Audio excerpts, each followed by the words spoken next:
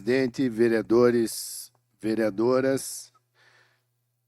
Eu subo aqui nessa tribuna hoje fazer um convite e trazer uma notícia muito boa para Ponta Grossa do governo Lula. Na sexta-feira agora, às 9 horas da manhã, estaremos inaugurando a reestruturação do armazém da Conab, que vai passar a capacidade de armazenamento de 160 mil toneladas para 300 mil toneladas. Isso faz parte de um projeto nacional de modernização dos armazéns da Conab, que passaram 6 anos sendo sucateados nos últimos governos. E isso é deveras preocupante em relação à soberania alimentar, sobretudo, a inflação, porque a gente não tinha, nesse período dos últimos 6 anos, antes do governo Lula, nem a política de estoque regulador, que é aquela que garante os preços dos agricultores quando os estoques estão cheios, e também que garante o armazenamento em períodos de seca, de estiagem ou de muita chuva, o armazenamento de alimentos para distribuição para as pessoas. Ou seja, esses últimos governos Temer e Bolsonaro, pouco ou nada se preocuparam com a segurança alimentar do povo. Ainda bem que a gente tem um presidente de verdade, patriota, que se preocupa pelo menos com que as pessoas comam 3 vezes ao dia. Isso não ocorria no governo Bolsonaro, ocorria a fila do osso. Por isso o Brasil voltou para o mapa da fome nesses últimos 6 anos de governo Temer-Bolsonaro. Esse investimento é investimento da Itaipu, juntamente com a UNOPS, que é uma organização da ONU que visa a segurança alimentar. Também uma outra muito boa notícia para os brasileiros que ao menos acreditam nos fatos. O Brasil alcançou o nível muito alto de desenvolvimento humano, segundo a PNUD. Ele foi para 0,80, comparado a países desenvolvidos. Isso, são alguns eixos que medem o índice de desenvolvimento humano, como longevidade, distribuição de renda, educação, saúde. E a gente finalizou, nesse período, principalmente pós-pandemia, um processo muito ampliado de cobertura do SUS no Brasil. Isso favorece, sobremaneira, as populações mais carentes. A gente teve aqui, agora tem especialista, um programa que fez milhares de cirurgias de catarata pelo SUS. Isso é inimaginável num país Só um que minutinho, fala... vereador, só um minutinho. Pessoal, vamos nos organizar para ficar um pouquinho mais de silêncio para ouvir o Guilherme Maza. Muito obrigado, senhor presidente. Isso é maravilhoso.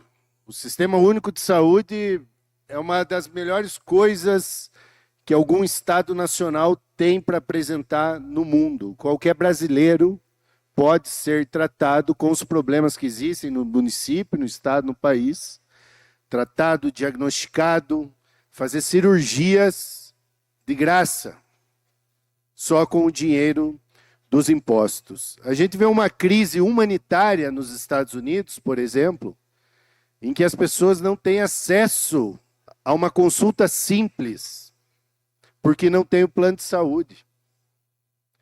O país que tenta exportar liberdade, fala em liberdade, a pessoa não tem liberdade para ter uma consulta, para ter um diagnóstico, que seja, para ter uma recomendação de um anti-inflamatório. Por isso a gente tem que se orgulhar do Brasil.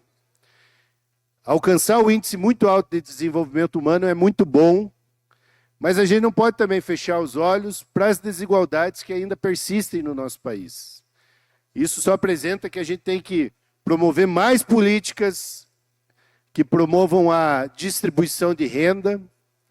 Muito de aumentar esse índice está no Bolsa Família, que garante que aquelas pessoas mais vulneráveis não padeçam sem nada. E aqui a gente inclui um número muito grande de mulheres das periferias.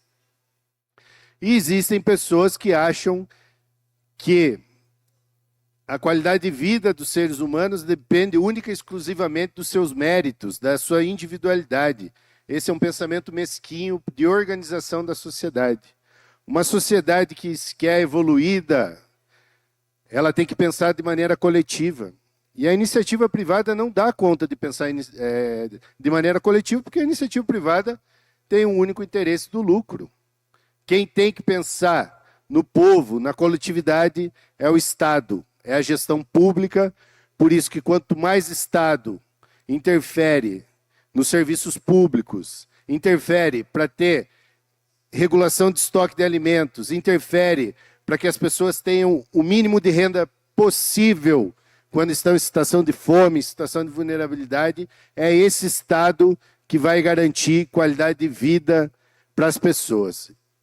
E, de outro lado, tem um dado muito triste, segundo o IPS, que também é um outro instituto, que coloca o desenvolvimento, a qualidade de vida do município de Ponta Grossa num dos piores patamares do ranking nacional desse indicador.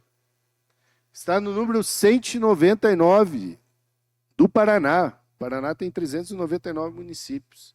Por isso que eu sempre falo aqui, não adianta ficar se vangloriando que a gente tem uma cidade rica, que a gente tem indústrias, que a gente tem o PIB crescendo, se isso não reverte em qualidade de vida para as pessoas, se isso não reverte em segurança pública, se isso não reverte em moradia, se isso não reverte em pagamento melhor de salários para os servidores públicos, inclusive para os trabalhadores da iniciativa privada. Um debate que está colocado aqui sobre o contorno de Ponta Grossa coloca isso muito evidente. O setor industrial, o setor imobiliário, o setor agropecuário quer jogar o contorno para longe da cidade, quer expandir cada vez mais a cidade para longe lá do Costa Rica, distante do Panamá, e construindo a cidade, esparramando a cidade, piorando os serviços públicos, porque eles querem baratear o custo da terra, o custo da moradia, para não pagar melhor os trabalhadores.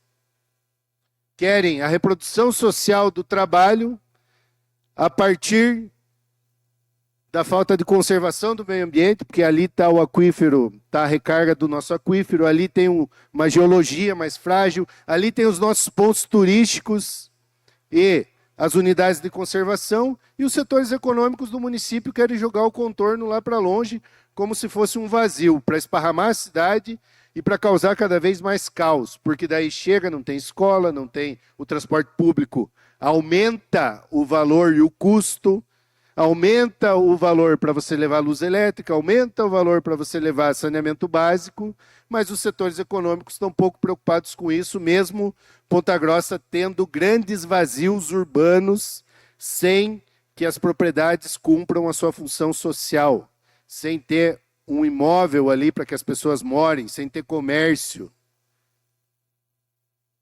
Então, por isso que não adianta só ficar se vangloriando que Ponta Grossa vive um ótimo momento econômico, se isso não tem se revertido em qualidade de vida.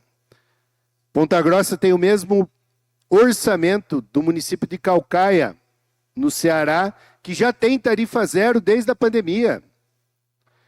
Nós estamos fazendo levantamento com os adolescentes, com os jovens estudantes que agora têm acesso ao passe livre estudantil, 4 passagens por dia. A gente vê que esses 200, 300 reais que a família economiza faz muita diferença no orçamento familiar. Então é isso que é um projeto de sociedade igualitária. A gente usufruir das benesses do trabalho de todos para que se reverta em qualidade de vida. E, sobretudo, agora nós temos que apoiar o fim da escala 6x1 e a redução da jornada de trabalho para 40 horas sem redução de salário. Mais um minuto, por favor, senhor presidente. Isso já foi testado em vários países, que quando o trabalhador tem menos carga horária, ele trabalha mais, tem mais produtividade, tem menos acidente de trabalho, porque tem mais tempo para ir na igreja, para conviver em sociedade, para cuidar da sua saúde. Tem país que já está discutindo 36 horas, já está aplicando 36 horas. E a maioria das empresas que fizeram o teste na Alemanha, na França, reduzindo a jornada de trabalho e mantendo os salários, não optaram por voltar a ter uma jornada extensa, porque viram que o trabalhador bem remunerado e com qualidade de vida, inclusive, produz mais. A gente não pode viver com o desenvolvimento da tecnologia e tudo isso não reverter em menos trabalho, menos cansaço para os trabalhadores.